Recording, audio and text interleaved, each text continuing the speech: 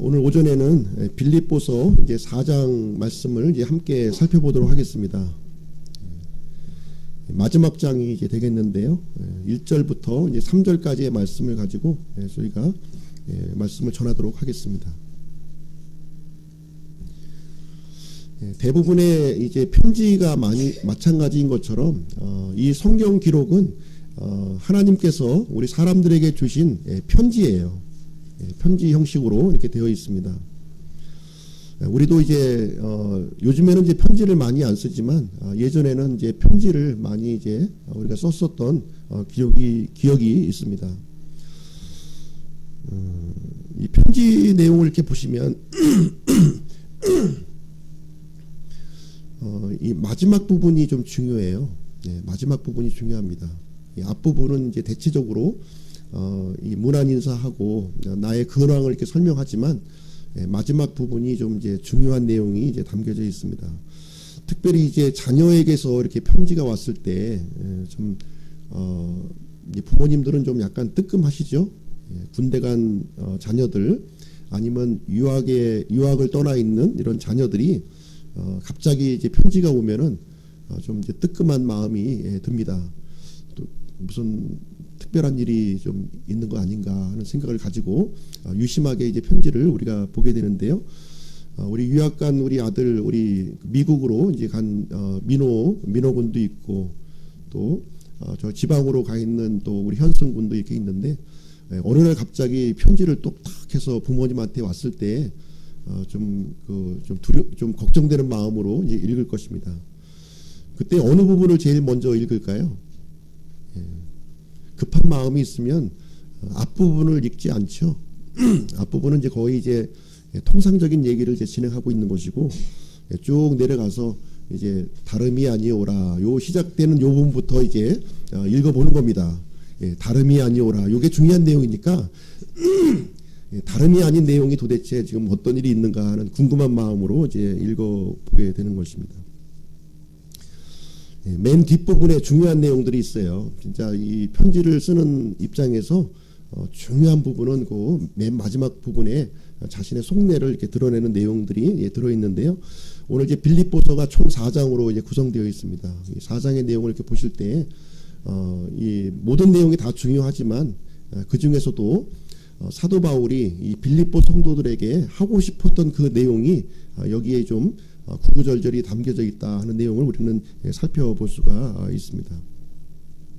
1절 말씀에 보시면 그러므로 이렇게 시작을 하고 있어요. 그러므로는 이 3절 내용을 지금 받아서 지금 이제 연결되는 내용을 지금 이제 기록하고 있는 것입니다. 3장에서 어떤 내용을 우리가 살펴보았나요?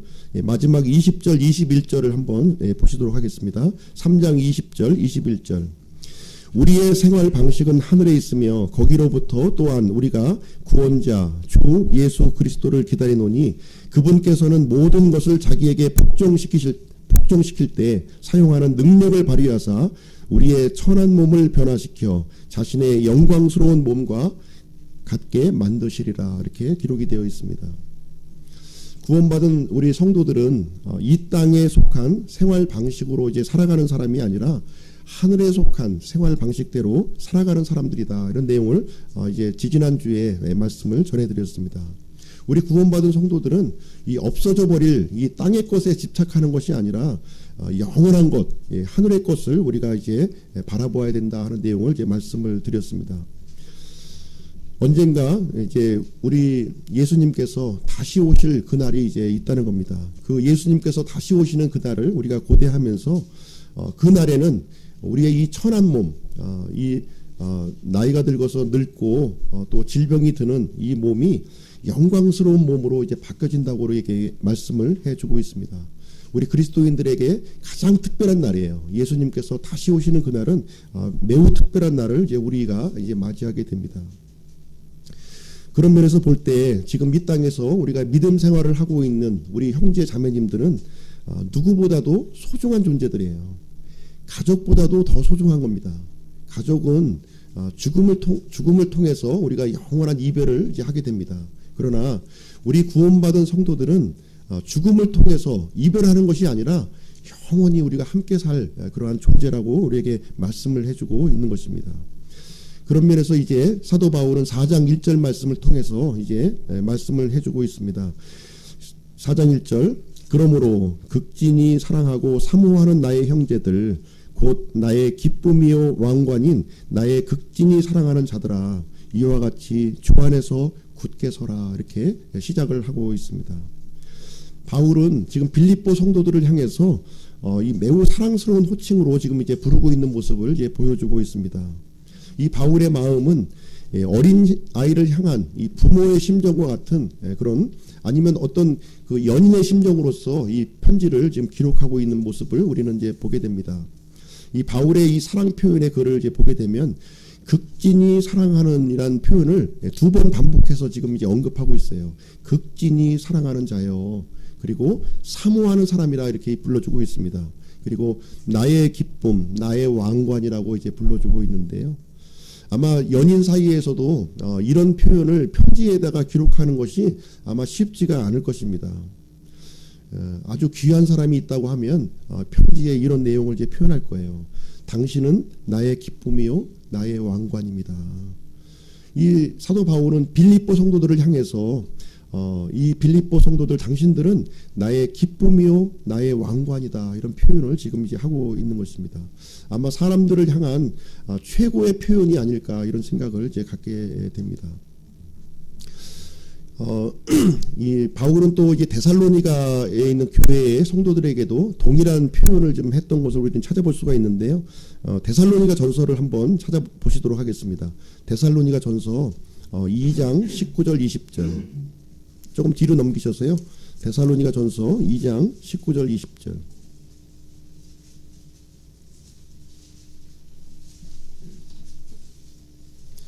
같이 한 목소리 한번 읽어보겠습니다. 시작. 우리의 소망이나 기쁨이나 환희의 관이 무엇이냐? 우리 주 예수 그리스도께서 오실 때에 그분 앞에 있을 바로 너희가 아니냐? 너희는 우리의 영광이요 기쁨이니라. 동일한 표현을 여기 이제 데살로니가 성도들에게도 지금 이제 사도 바울은 이제 언급을 하고 있습니다. 우리의 소망이나 기쁨이나 환희의 관이 무엇이냐? 환희의 관은 기쁨의 관으로 우리가 이제 말씀을 드릴 수가 있습니다. 우리 주 예수 그리스도께서 오실 때 그분 앞에 있을 바로 너희가 아니냐. 우리 구원받은 사람들이 이 소망이요 기쁨이요 환희의 관이다 이렇게 표현을 해주고 있으면서 우리의 영광이요 기쁨이라고 이제 얘기를 해주고 있는 것입니다. 구체적으로 이제 여기서는 이제 환희의 왕관, 기쁨의 왕관이라고 우리를 이제 얘기해주고 있어요. 바로 우리 구원받은 성도들, 예수님의 보배로운 피로 말미암아 우리 구원받은 우리 성도들이 바로 이제 기쁨의 왕관이라고 우리에게 말씀을 해주고 있는 것입니다. 예수 그리스도께서 재림하실 때 우리 성도들을 위해서 예배해 주신 관이 5가지가 있습니다.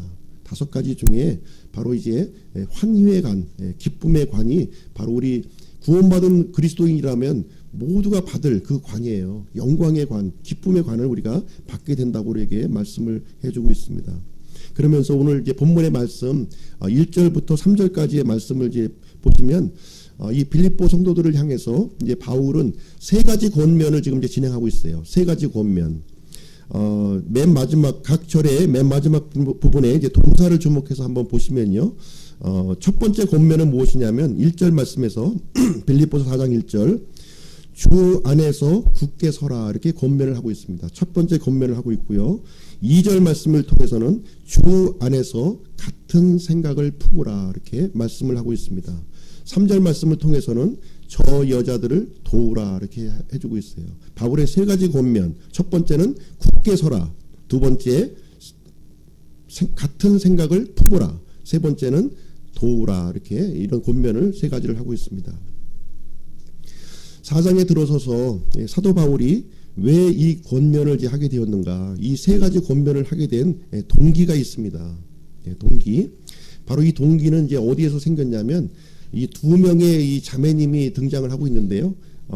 이 2명의 이 자매님 때문에 이 1절부터 3절까지의 내용을 할애해서 지금 이제 권면의 말씀을 지금 사도 바울이 이제 해주고 있는 상황이 이제 되겠습니다. 이 2명의 자매님의 이름은 이제 어떤 이름이냐면 한 사람은 유오디아, 또 한 사람의 이름은 순두개라고 하는 그런 이름의 두 자매님이었어요. 유자매님과 순자매님이에요.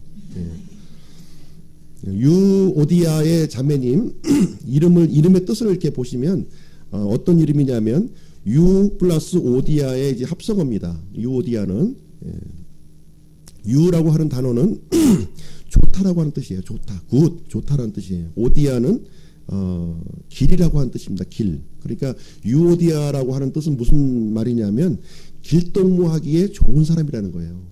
굉장히 좋은 이름이죠. 유오디아. 당신은 길동무하기에 너무 좋은 사람이다. 이 얘기를 지금 하고 있는 겁니다. 그리고 순두개라고 하는 이름은 어떤 뜻이냐면 순 플러스 두 개의 합성어예요. 순이라고 하는 것은 같이, 함께한다 이런 뜻이고요. 두 개라고 하는 것은 행복, 행운이라는 뜻을 이제 가지고 있습니다. 그래서 순두개라고 하는 이름의 뜻은 무엇이냐면 행복을 같이 할 수 있는 사람이다 이런 뜻이에요. 대단히 좋은 이름입니다. 그럼에도 불구하고 좋은 이름을 가지고 있는 이 두 자매님, 유자매님과 순자매님이 이렇게 좀 다툰 거예요. 다퉜어요. 성경에서 이렇게 다퉜다 이렇게 얘기하면은 굉장히 심하게 다퉜다는 거예요. 굉장히 심하게 이제 다툰 것입니다. 이 빌립보 교회는 이제 사도 바울이 1장부터 3장까지 이제 말씀을 했지만 굉장히 이제 모범적인 교회였죠. 모범적인 교회입니다. 이 바울의 사역을 헌신적으로 이렇게 도왔고 외부의 이 박해에 대해서 이렇게 잘 대처를 했었던 그런 아주 모범적인 교회였습니다. 그런데 이제 한 가지 문제가 있다는 거예요. 한 가지. 그래서 이 교회 안에 두 자매님의 이 갈등이 지금 이제 있었고요. 이 빌립보 성도 중에 에바브로디도라고 하는 사람이 지금 이제 바울에게 와서 이 소식을 이제 전했겠죠. 이 소식을 전했을 겁니다. 이 교회 안에 있었던 이 일이 차마 좀 이제 얘기를 이제 좀 처음에는 꺼내지 못했을 거예요. 그러나 이제 이 말을 옥중에 갇혀 있는 이 바울에게 사실은 우리 이 빌립보 교회에 좀 이 자매님 두 분이 계신데 굉장히 좀 심하게 다투는 일이 생겨서 교회가 지금 양분되게 될 그런 입장에 놓여 있다 하는 내용을 이제 듣게 된 거예요. 그래서 사도 바울은 이 상황에서 이제 권면을 해줘야 되겠다 하는 내용을 가지고 이제 사실 이제 빌립보서를 쓰게 된 겁니다. 여러 가지 이 편지를 쓰게 된 동기도 있었지만 이 두 자매님의 이런 갈등 문제를 좀 해결을 좀 해야 되겠다 하는 마음으로 이제 빌립보서를 기록했다 이렇게 보아도 과언이 이제 아니겠습니다. 이 빌립보 교회는 지금 아시다시피 이제 사도 바울이 2차 전도 여행할 때 이렇게 유럽에서 첫 번째 세워진 교회예요. 그렇죠? 처음으로 구원받은 사람이 누굽니까? 사도 바울의 전도를 통해서 제일 처음 구원받은 사람 루디아라고 하는 옥감 장수가 제일 먼저 구원을 받았어요. 그래서 루디아라고 하는 이 자매님을 통해서 이 교회가 이제 처음부터 이렇게 차곡차곡 이제 세워졌구나 하는 것을 알 수가 있는데요. 이 빌립보 교회는 아마 좀 남자보다는 여성들이 좀 이렇게 주도하는 그런 교회가 아니었는가 하는 좀 생각을 좀 갖게 하는 대목이 이제 되겠습니다. 그래서 이제 사도 바울은 이런 이 상황에서 이것을 바로잡아야겠다는 말씀을 통해서 1절부터 3절까지 특별히 이제 빌립보 성도들에게도 권면하고 있지만 두 자매님을 좀 겨냥해서 지금 이제 권면하고 있는 내용이다 하는 생각을 가지고 들으시면 이제 될 것 같습니다. 이 교회 안에서 이 분쟁, 다툼이 이제 일어나는 문제는 사실 이제 옳고 그름의 문제는 아닙니다. 옳고 그름의 문제는 아니에요. 교리의 문제가 아니라는 거예요. 교리의 문제. 이 문제는 성도들의 관계에 있어서 이제 발생할 수 있는 보편적인 문제라고 이제 우리는 이제 생각할 수가 있습니다. 어느 교회에서나 특별히 이제 빌립보 교회라고 해서 특별한 교회가 아니고요. 어느 교회에서나 이런 문제는 이런 분쟁, 갈등 이런 문제는 일어날 수 있는 통상적인 일이다 이렇게 말씀을 드리겠습니다. 사도 바울은 1절부터 3절까지 이제 권면을 하는데 어느 한편을 이제 두둔하지 않았다는 거예요. 순두개 자매님을 이렇게 두둔한 것도 아니고 또 유오디아 자매님을 두둔한 것도 아니에요. 어느 한편을 이제 들지 이제 않았습니다. 이 자매님이 옳고 이 자매님이 그러다 하는 표현도 이제 하지 않았습니다. 우리가 이제 다툼이나 분쟁이 교회 안에서 일어날 때 이 진영 논리에 휘말리게 되면 문제가 해결되지 않습니다. 문제가 해결되지 않아요. 네 편이냐 내 편이냐 따지게 되면 점점 더 그 갈등의 그 골은 점점 더 깊어질 수가 밖에 없는 겁니다. 그래서 오늘 이제 분쟁이 일어났을 때, 다툼이 일어났을 때 어떻게 해결하는 것이, 교회에서 해결하는 것이 지혜로운 일인가 하는 내용을 1절부터 3절까지의 말씀을 통해서 우리는 살펴보고자 하는 것입니다. 야고보서 4장 1절 말씀을 한번 보시도록 하겠습니다. 야고보서 4장 1절.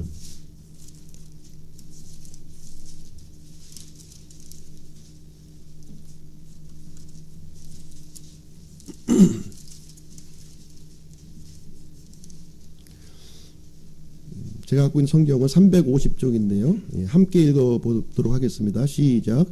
너희 중에 싸움이 어디로, 다툼이 어디로 쫓아나느뇨. 4장 1절.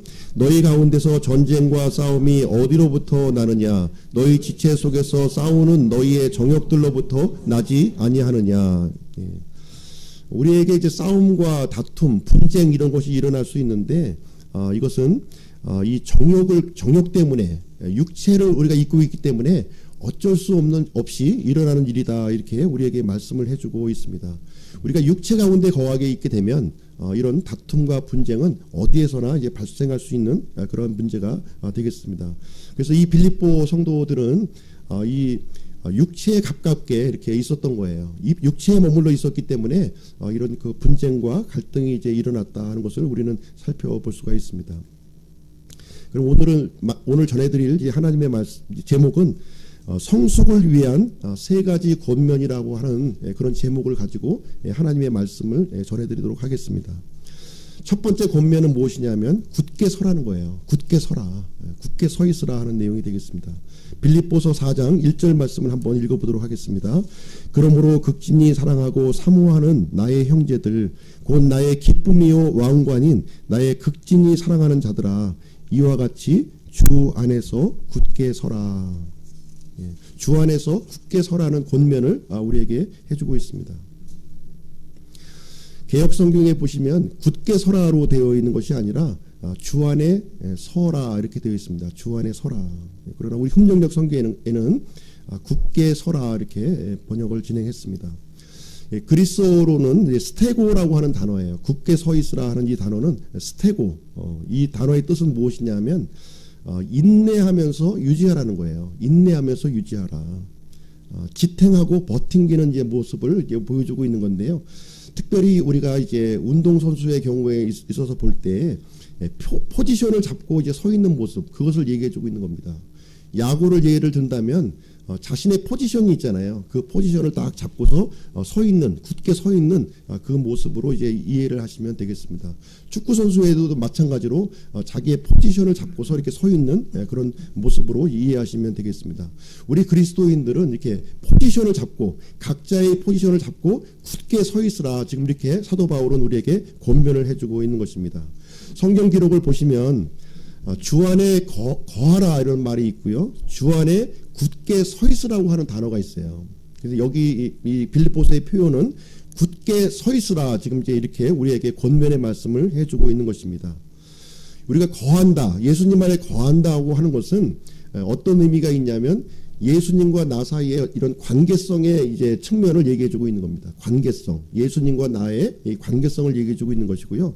내가 예수님 안에 굳게 서 있는다, 이 내용은 무슨 얘기냐면 이 정체성을 의미하고 있는 거예요. 내가 그리스도인으로서, 내가 예수님을 구원자요 하나님으로 믿는 자로서 나의 정체성을 가지고 이렇게 굳게 서 있는 것을 지금 이제 얘기해주고 있는 것입니다.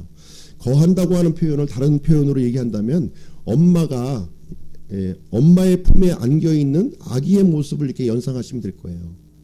우리가 예수님 안에 거한다 하는 것은 엄마 품에 안겨 있는 아이의 모습, 그 관계에 놓여 있다 이렇게 보시면 되겠고요.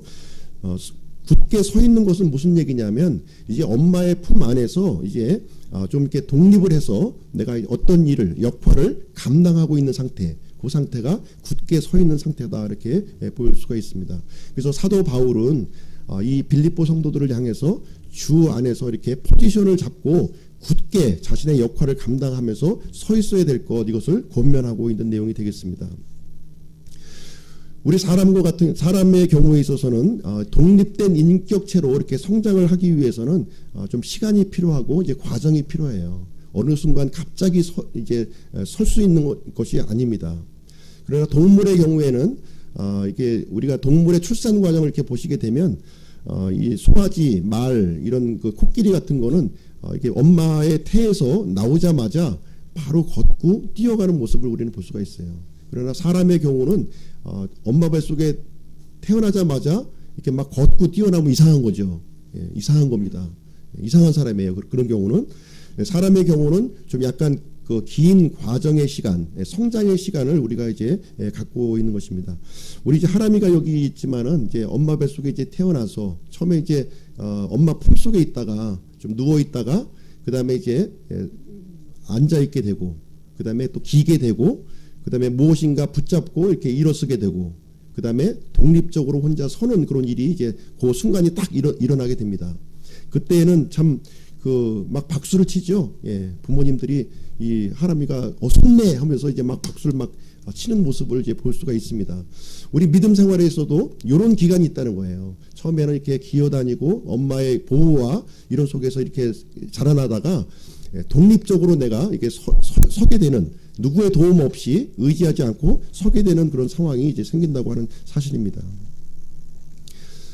우리가 처음에는 이제 기어다니면서 땅밖에 볼 수 없는 그런 상황이었어요. 그러나 우리가 좀 믿음이 이제 성장해 가면서 이제 일어서서 하늘의 모습을 이제 바라보는 그러한 시기가 이제 오게 되는 것입니다. 그래서 사도 바울의 권면은 무엇이냐면 이제 땅을 바라보지 말고 굳게 일어서서 하늘을 바라보고 하나님을 바라보라 하는 내용을 지금 이제 권면하고 있는 내용이 되겠습니다. 우리가 영적으로 이렇게 어렸을 때에는 여전히 이제 땅에 집착을 하면서 이렇게 살아가고 또 땅의 삶이 익숙한 거예요. 과거의 삶이. 그러나 우리가 영적으로 좀 성장했다면 이제 그런 그 영적인 어린 상태에서 벗어나서 우리 성장하는 삶, 좀 독립적으로 이렇게 서 있는 삶을 살아야 한다는 내용을 우리에게 얘기해주고 있습니다. 그래서 더 이상 땅의 일, 없어져 버릴 이런 일에 집착하지 말고 하늘을 바라보라는 거예요. 하늘을. 하나님께서 주신 약속과 그 소망을 바라보는 그런 삶을 살아가라 이제 이 권면을 하고 있습니다. 반면에 이제 이 마귀는 우리 그리스도인들이 서지 못하도록 이렇게 만들어요. 서지 못하도록 맙니다. 예수님은 우리가 이 인격적으로나 모든 면에서 독립적으로 서 있을 수 있도록 우리를 도와주시는 분이시지만 이 마귀는 우리를 넘어지도록 한다는 거예요. 넘어지도록. 어떻게 하면 넘어뜨려서 땅에 있는 곳에 이렇게 머물러서 살도록 한다고 하는 사실입니다. 고린도전서 10장 12절에 보면 스스로 서 있는 줄로 생각하는 자는 넘어지지 않도록 주의하라 이렇게 얘기를 하고 있어요. 그래서 마귀는 호시탐탐 우리 믿는 사람들을 넘어뜨리려고 육체 안에 거하도록 하기 위해서 모든 노력을 이제 한다는 사실입니다. 그러한 마귀의 괴계에 우리가 넘어가지 말고 믿음 안에서 굳건히 이렇게 서 있어야 될 것을 사도 바울은 첫 번째 권면의 말씀으로 우리에게 해주고 있는 것입니다. 우리의 신분이 예수님의 피로 말미암아 이제 하나님의 자녀가 됐어요. 예. 어둠의 자녀에서 우리가 벗어나서 하나님의 자녀, 하늘에 속한 자가 되었습니다. 이제는 더 이상 땅에 속한 방식으로 살아서는 안 된다는 거예요. 이제 하늘에 속한 방식, 성경에서 우리에게 알려주시는 하나님의 뜻대로 살아야 하는 그런 존재다 하는 것을 우리에게 말씀을 해주고 있는 것입니다. 어린아이의 이 신앙, 이런 그 부모에서 응석바지 이런 신앙에서 벗어나서 독립적으로 우리가 설 수 있는 성숙한 신앙의 자리로 나아가라. 주 안에서 굳게 서라. 이렇게 사도 바울은 빌립보 성도들을 향해서 특별히 유오디아와 이 순두계 그 두 자매님에게 지금 권면의 말씀을 이제 해주고 있는 것입니다. 바울의 두 번째 권면의 말씀을 한번 보시도록 하겠습니다. 두 번째 권면은 2절 말씀에 있는데요. 2절. 내가 유오디아에게 간청하며 순두계에게 간청하노니 이것은 그들이 주 안에서 같은 생각을 품게 하려 함이라. 유오디아와 순두계 자매님의 이름이 이제 언급되고 있는데요. 아마 이 두 자매님이 바울의 편지를 이렇게 받았을 때 아마 좀 노심초사했을 것 같아요. 자기의 이름이 혹시 나오면 어떡하나. 1장에도 안 나오고 2장에도 안 나오고 3장에도 안 나오고 마침내 4장에서 자신의 이름이 딱 언급된 것을 보았을 때 아마 깜짝 놀랐을 거예요. 예, 가슴이 덜컹했을 겁니다. 아, 바울 사도님께서 우리의 문제를 알고 계시는구나. 예, 아마 덜컹했겠죠. 예, 덜컹했을 겁니다. 의외로 이제 이 2절 말씀을 보시게 되면 이 바울이 이 두 자매님을 이렇게 책망하지 않는 모습을 볼 수가 있어요. 책망하지 아니었습니다. 오히려 어떤 표현을 사용했냐면 유오디아에게 간청하며 순두계에게 간청한다, 이런 표현을 사용한 거예요. 어떻게 보면 사도 바울이 이 두 자매님에게 명령을 할 수도 있었을 겁니다. 명령할 수 있는 위치에 있어요. 그럼에도 불구하고 이 두 자매님을 향해서 지금 간청하는 모습, 프리즈 하면서 지금 이제 그 권면의 말씀을 지금 이제 해주고 있는 것입니다. 바울은 지금 2절 말씀을 통해서 지금 이제 하고 싶은 이제 말이 무엇이냐면 이 교회의 개념을 지금 이제 말을 하고 싶은 거예요. 교회의 개념. 지금 두 자매님이 속해져 있는 이 교회가 무엇이냐, 이 부분에 대해서 지금 이제 말을 하고 싶은 겁니다. 교회가 무엇이죠? 교회를 한다고 지금 우리가 지금 이 자리에 모여 있고 우리가 믿음 생활하고 있는데 교회가 무엇이냐는 거예요. 예. 아마 동일한 질문을 아마 우리에게도 이제 하시리라고 생각을 하고요. 이 교회는 건물이 아닙니다. 건물이 아니에요. 이 건물이 교회가 아니라 구원받은 사람들 한 사람 한 사람이 바로 이제 교회의 구성원이라고 우리 성경은 우리에게 가르쳐주고 있는 것입니다. 살아있는 유기체예요. 예, 살아있는 유기체입니다. 교회의 머리는 누구시죠? 예, 우리 예수님이 교회의 머리십니다. 그리고 예수님의 몸은 우리 교회예요. 그리고 우리는 이 몸된 교회의 각 지체가 되는 겁니다. 우리 사람들은 교회의 그리스도의 몸된 교회의 한 사람 한 지체가 된다고 하는 사실을 우리에게 얘기해 주고 있습니다. 다시 말하자면 연합된 지체라는 거예요. 지금 이게 개별적으로 각각 떨어져 있지만 연합된 지체다 하는 얘기를 지금 이제 사도 바울은 이제 하고 싶은 겁니다. 우리 에베소서 2장 말씀을 한번 보시도록 하겠습니다. 좀 앞으로 넘기셔서요. 에베소서 2장 20절부터 22절 말씀입니다.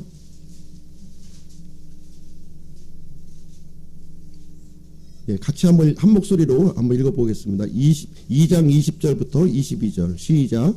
또 사도들과 대언자들의 기초 위에 세워진 자들이니라. 예수 그리스도께서 친히 으뜸 모퉁이 돌이 되시나니 그분 안에서 모든 건물이 꼭 맞게 함께 뼈대를 이루어 주 안에서 한 거룩한 전으로 자라가고 그분 안에서 너희도 성령을 통해 하나님의 처소로 함께 세워져 있느니라. 이 말씀을 보시면 이 교회에 대해서 지금 이제 언급하고 있는 이제 내용이 되겠습니다. 이 교회를 우리 예수님의 몸된 이 교회를 건물로 지금 이제 비유를 지금 하고 있습니다. 건물. 예. 또 하나님의 전, 거룩한 전으로 이렇게 표현을 하고 있습니다. 이 건물은 건물인데 하나님께서 거하시는 전이라는 거예요. 하나님께서 거하시는 전. 그리고 거룩한 전이다. 이 거룩한 전을 이렇게 건축해 나가고 있는 그런 모습으로 우리 교회의 모습을 이렇게 비유적으로 이제 우리에게 설명을 해주고 있는 것입니다. 우리 각각의 성도님들은 이제 이 건물로 교회를 비유한다면 각각의 성도님들은 어떻게 되나요? 예, 이 건물을 구성하고 있는 각각의 구성 요소가 이제 되는 것입니다. 어떤 사람은 기둥이 되는 사람이 있고, 어떤 사람은 이렇게 또 전등이 되는 사람이 있고, 어떤 사람은 이렇게 의자가 되는 사람이 있고, 각각의 역할이 이렇게 있다고 하는 사실입니다. 근데 이 건물의 재료들이 각각 하나로 이렇게 흩어져 있으면 아무 소용이 없다는 거예요. 아무 소용 없습니다. 그러나 이것이 서로 연결되어 있을 때, 연합되어 있을 때 그 목적을 달성할 수 있다, 이렇게 얘기해주고 있는 것입니다. 뼈대가 서로 이렇게 함께 이렇게 연합되어서 연결되어질 때 있어야 될 자리에 있고 이것이 이렇게 구성되어졌을 때 그 효과적인 그 목적을 이제 얻을 수가 있는 것입니다. 건물을 짓는 과정을 우리가 이제 생각을 해보면 처음에 이제 기초가 세워져요. 기초. 제일 먼저 하는 게 이제 터파기를 먼저 이제 하는 겁니다. 터파기하고 이제 기초 공사가 이루어지게 되면 그 다음에 이제 이루어지는 내용이 무엇이냐면 골조를 세우는 거예요. 골조. 예, 기둥들을 이렇게 세워 나갑니다. 그 다음에 벽체와 지붕을 이렇게 또 이제 세워 나가는 겁니다. 이렇게. 그리고 외벽 공사와 내부 인테리어를 하게 되면 그 건물이 이제 완성되어 가는 모습을 우리는 이제 살펴볼 수가 있습니다. 이런 모습으로 우리 구원받은 성도들은 서로가 연합이 되어서 이렇게 함께 한 건물을 이제 세워 나가고 있다, 이렇게 우리에게 말씀을 해주고 있는 것입니다. 이 건물의 구조를 이제 보시면 아시겠지만 한쪽이 무너지면 이 다른 쪽 전체에 영향을 주는 거예요. 예. 나 하나의 문제가 아니라는 겁니다. 서로 연합된, 연결되어 있는 뼈대 구조가 연결되어 있기 때문에 한 사람이 아프면 다른 사람이 아프고, 또 한 사람이 무너지게 되면 또 건물 전체에 치명적인 영향을 이제 끼칠 수밖에 없다, 이렇게 얘기를 해주고 있는 것입니다. 유오디아와 이제 순두계 이 두 자매님은 교회의 어떻게 보면 두 기둥과 같은 그런 자매님들이었어요. 두 기둥과 같이 믿음도 좋았고 헌신적인 이런 순종을 하는 두 자매님이었다는 것을 이제 우리는 이제 이해를 할 수가 있습니다. 그런데 이 두 기둥과 같은 이 자매님이 어느 날 이제 분쟁하고 이제 싸우는 일이 생겼고, 또 유자매님 파, 또 순자매님 파, 이렇게 해서 이제 갈라지는 그런 일이 이제 생겨나게 된 것입니다. 교회에 이제 큰 근심거리가 된 거죠, 이 부분이. 그래서 이제 에바브로디도는 이제 사도 바울에게 우리 교회 사실은 이런 그 두 자매님의 문제점이 좀 있습니다 하면서 지금 로마 감옥에 갇혀져 있는 사도 바울에게까지 그 소식이 전달되었고, 지금 성경 기록에까지 이 두 자매님의 이름이 지금 이제 기록이 되는 거예요. 그래서 나중에 한번 그 천국에 가시면은 순자매님, 유자매님 도대체 무슨 일로 싸우셨나요? 어떻게 싸우셨길래 성경까지 이렇게 기록이 돼서 우리가 알게 해주셨나요? 하고 한번 물어볼 필요도 있는 것 같습니다. 아마 큰 문제는 아니었던 것 같아요, 그죠? 큰 문제는 아니었고, 뭐 교리적인 문제 이런 문제가 아니라 아마 사소한 문제로 아마 이렇게 좀 다툼이 점점 이렇게 확대되지 않았는가 하는 생각을 이제 갖게 됩니다. 그래서 2절 말씀을 통해서 이제 사도 바울이 이제 권면의 말씀을 해주고 있는 것입니다. 내가 유오디아에게 간청하며 순두계에게 간청하노니 이것은 그들이 주 안에서 같은 생각을 품게 하려 함이라. 그래서 주 안에서 같은 생각을 품으라는 거예요. 주 안에서 같은 생각을 품으라. 아마 사도 바울은 이 자신의 아마 경험이 아마 생각났을지도 모르겠어요. 자신의 경험이. 1차 전도 여행을 마치고 2차 전도 여행을 갈 때 마가를 데려가야 되느냐 말아야 되느냐 하는 문제를 가지고 바나바와 이렇게 심하게 다퉜던 그런 그 경험이 있습니다. 그렇죠? 바나바도 참 믿음이 아주 좋은 사람이고 사도 바울도 참 믿음이 좋은 사람인데, 이 두 사람 간에 이 마가라고 하는 이 그 한 제자를 두고서 서로 이제 다투는 일이 생겼고, 결국에는 서로 이제 완전히 결별을 하게 되는 그런 일까지 갔었던 아마 그런 기억이 아마 생각이 났었을 거예요.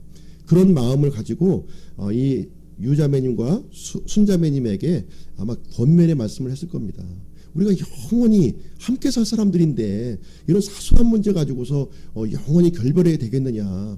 지금 바나바의 예를 지금 이제 사도 바울이 언급하지는 않았지만 아마 다 알고 있었을 거예요. 바나바와 바울이 싸워서 이 위대한 믿음의 사람들이 아마 이게 아주 결별하는 일이 생겼다 하는 것을 아마 다 알았을 겁니다. 그래서 갈등을 이제 봉합하기 위해서 이제 권면의 말씀을 해주고 있는 것인데, 주 안에서 같은 생각을 품으라는 거예요. 주 안에서 같은 생각을 품으라.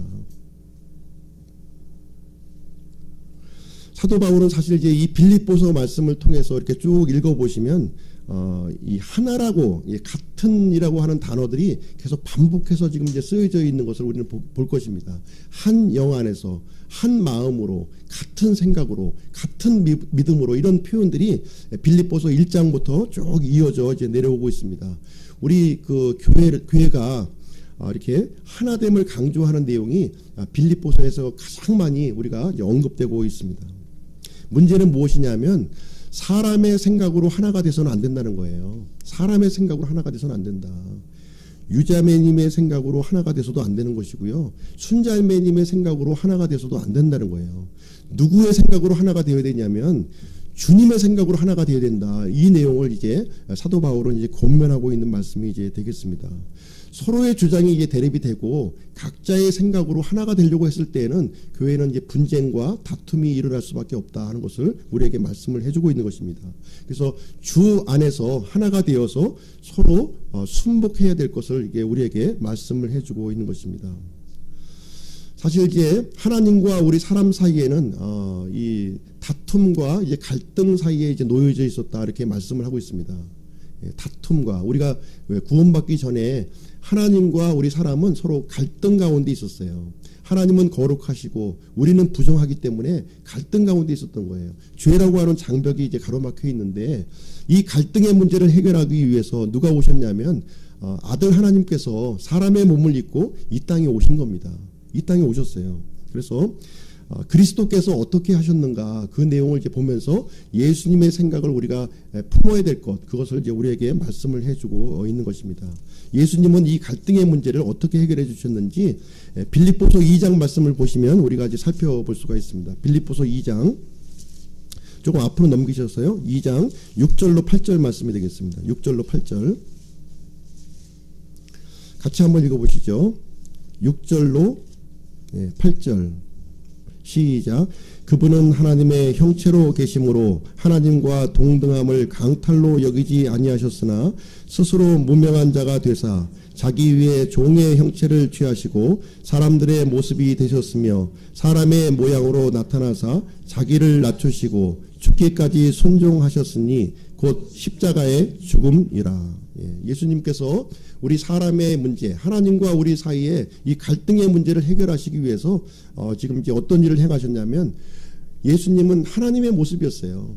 창조주 하나님이셨습니다. 그럼에도 불구하고 스스로 무명한 자가 되셨고 종의 형체를 입으셨으며 마침내 사람의 모습, 사람의 모양을 이제 입으셨다 이렇게 기록하고 있습니다. 또 사람 중에서도 자기를 더 낮추셨고 죽기까지 순종하셨으며 마침내 십자가에서 죽으셨다 이렇게 기록을 하고 있는 거예요. 6절부터 8절까지 말씀을 보시면 이 하늘보다 높으신 이 예수님이 7단계에 걸쳐서 지금 낮아지는 모습을 우리가 보여주고 있는 거예요. 이것을 통해서 하나님과 사람 사이에 이 갈등의 문제, 이 죄의 문제를 지금 해결을 해주셨다 이렇게 우리에게 말씀을 해주고 있는 겁니다. 이와 같은 이 예수님의 생각을 우리가 품어서 우리도 동일한 방식으로 이 갈등의 문제, 다툼의 문제를 해결하라. 지금 우리에게 사도 바울은 우리에게 권면하고 있는 말씀이 되겠습니다. 우리 주변에 보면은 이 껄끄러운 사람들이 좀 있습니다. 그렇죠? 좀 껄끄러운 사람들이 있어요. 취향이 안 맞는 거죠. 서로 취향이 안 맞는 사람이 있습니다. 껄끄러운 사람을 안 만나려면 어떻게 하면 됩니까? 껄끄러운 사람이 이제 어디 가나 있죠. 어디 가나 있는데 안 만나려면 어떻게 하면 돼요? 방법이 딱 한 가지 있습니다. 혼자 사시면 돼요. 혼자 사시면 됩니다. 어디 가든지 껄끄러운 사람이 있기 마련입니다. 껄끄러운 사람이 있습니까? 그러면 품어주라는 겁니다. 내 생각으로 품어주는 것이 아니라 예수님의 생각으로 품어주라는 거예요. 하나님이신 이분이 십자가에 죽기까지 이렇게 낮추셨는데 그 생각을 가지고 품어주라고 하나는 사십니다. 이 예수님의 생각을 가지면 못 품어줄 사람이 우리가 없는 겁니다. 못 품어줄 사람이 없는 거예요. 특별히 구원받은 우리 형제 자매님들 사이에 못 품어줄 사람이 없다. 이렇게 우리는 이 말씀을 드릴 수가 있습니다.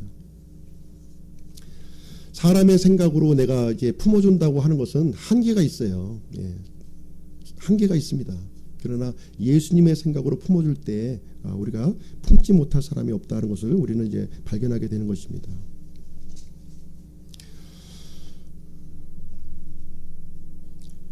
그래서 사도 바울은 이제 두 번째 권면의 말씀으로 주 안에서 같은 생각을 품으라. 지금 이렇게 이제 이 두 자매님, 순자매님과 유자매님에게 지금 이제 권면하고 있고 오늘날 우리에게도 동일한 권면의 말씀을 이제 해주고 있는 것입니다.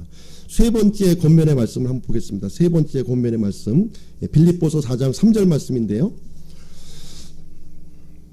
또 참된 멍의 동료인 내게도 간절히 권하노니 복음 안에서 나와 함께 수고하고 또 클레멘트와 나의 다른 동료 일꾼들과 함께 수고한 저 여자들을 도우라. 그들의 이름이 생명책에 기록되어 있느니라. 여기 보시면은 이제 멍에라고 하는 단어가 지금 이제 나오고 있습니다. 멍에라고 하는 단어도 나오고 있고요. 동료라고 하는 단어도 지금 나오고 있습니다. 우리 구원받은 사람들은 이렇게 멍에를 함께 맨 사람들이라는 겁니다. 그리고 동료라는 거예요. 서로 동료의 신분이라 이렇게 얘기해주고 있고요. 또 함께라고 하는 단어가 또 이렇게 반복해서 좀 언급되어 있는 모습을 볼 수가 있습니다. 특별히 이제 멍에라고 하는 이 단어는 보시면 소가 이렇게 쟁기를 끌 때 그 어깨에 이제 올려놓는 것이 바로 이제 멍에예요. 멍에 동료라고 하는 것은 같은 멍에를 메고 있는 이 사람이다 하는 것을 우리에게 말해주고 있는 것입니다.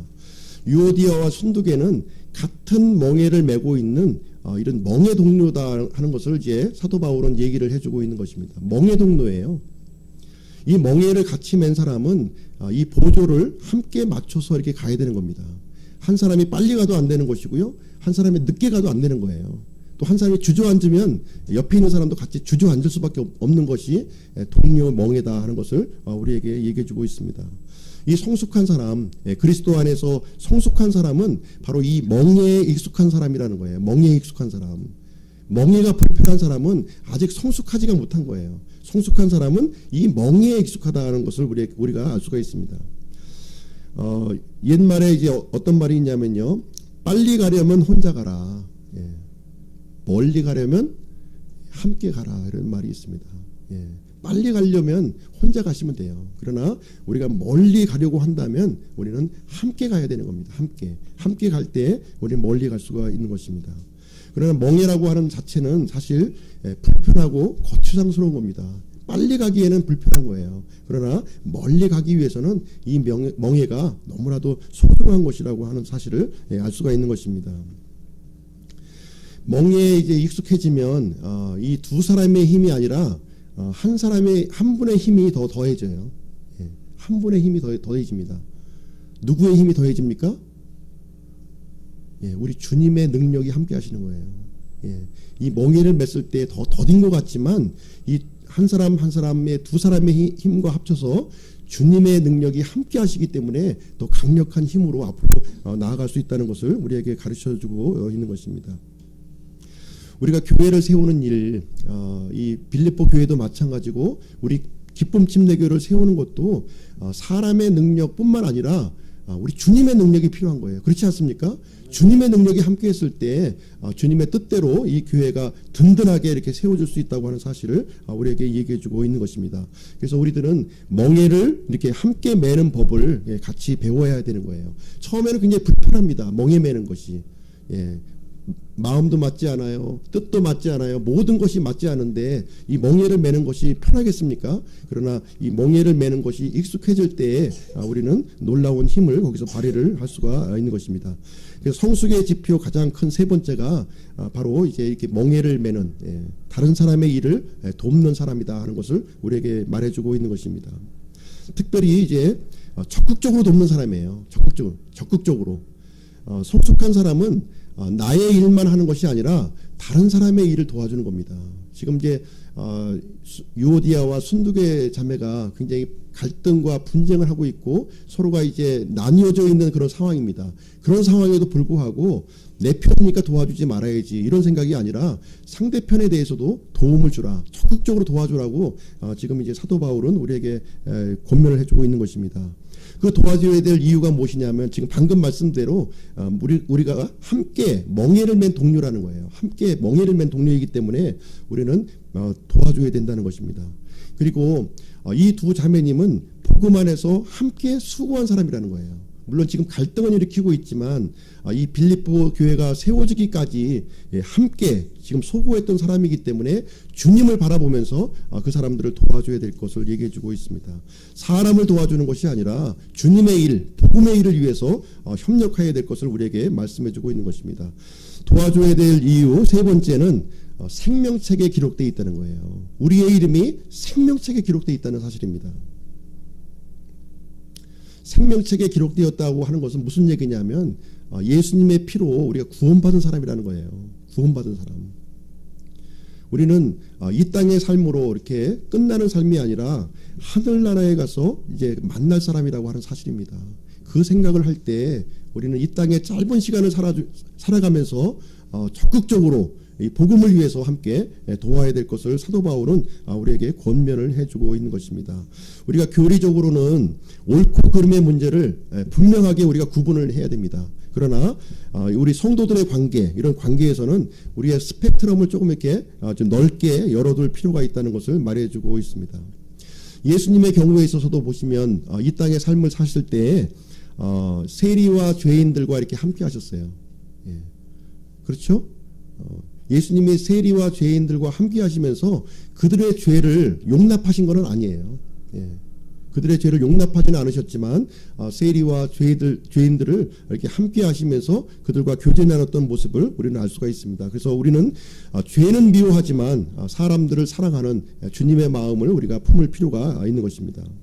우리 그리스도인들은 하나님이 엮어주신 관계예요. 우리 하나미가 여기 앞에 있지만은 하나미는 부모님이 엮어주신 관계입니다. 그렇죠? 우리 그리스도인들의 우리 성도들은 하나님께서 엮어주신 관계입니다. 그죠? 하나님 때문에, 예수님 때문에 우리가 하나로 연합된 사람이다. 모두 다 하늘나라 생명책에 기록되어 있는 사람이다 하는 것을 얘기해주고 있고요. 그래서 복음을 위해서, 그 사람을 보지 말고 복음을 위해서 우리가 도와줘야 될 것, 그것을 세 번째 권면의 말씀으로 우리에게 해주고 있는 것입니다. 예, 결론을 내리도록 하겠습니다. 영적 성장을 위해서 사도 바울은 세 가지 권면을 이제 해주고 있어요. 세 가지 권면의 말씀. 1절 말씀을 통해서는 주 안에서 굳게 서라 이렇게 권면하고 있습니다. 그리스도인의 정체성과 포지션을 정확하게 알고 있어야 된다 하는 사실입니다. 2절 말씀에서 두 번째 권면, 주 안에서 같은 생각을 품으라 이렇게 권면하고 있어요. 사람의 생각이 아니라 그리스도의 생각을 품고 서로 순복하고 일치를 이룰 것을 권면하고 있는 말씀입니다. 3절을 통해서 세 번째 권면, 저 여자들을 도우라고 하는 사실입니다. 사람을 돕는 것이 아니라 복음을 위해서 함께 일하라고 우리에게 말씀을 해주고 있습니다. 세 가지 권면 중에서 공통적으로 들어가고 있는 것이 있어요. 예, 공통점이 있습니다. 우리 주 예수님이 거기 중심에 있는 거예요. 예. 사람은 문제투성이지만 예수님은 해결자십니다. 세상의 방법에는 예수님이 없어요. 예수님 빼고 예수님 없이 해결점을 찾으려고 합니다. 우리 믿음의 사람들은 예수님 빼고 해결점을 찾으려고 하면은 우리는 넘어질 수밖에 없는 겁니다. 예. 예수님 안에서, 예수님을 위해서, 복음 안에서 우리가 해결점을 찾도록 이렇게 노력하는 것이 바로 성숙한 자의 모습이다 하는 것을 얘기해주고 있습니다. 이 권면이 우리 그 기쁨 침례교회 성도님들을 위한 권면이 되기를 원하고요. 우리 모두는 주 안에서 안주하는 것이 아니라 한 단계 더 이렇게 도약해 나가는 장성한 그리스도인들이 되기를 간절히 원합니다. 그래서 이번 한 주간도 주님과 동행하고 또 주님 안에서 우리가 참된 일치와 또 하나됨을 우리가 경험하는 그런 한 주간이 되기를 간절히 기원합니다. 제가 기도하고 마치도록 하겠습니다.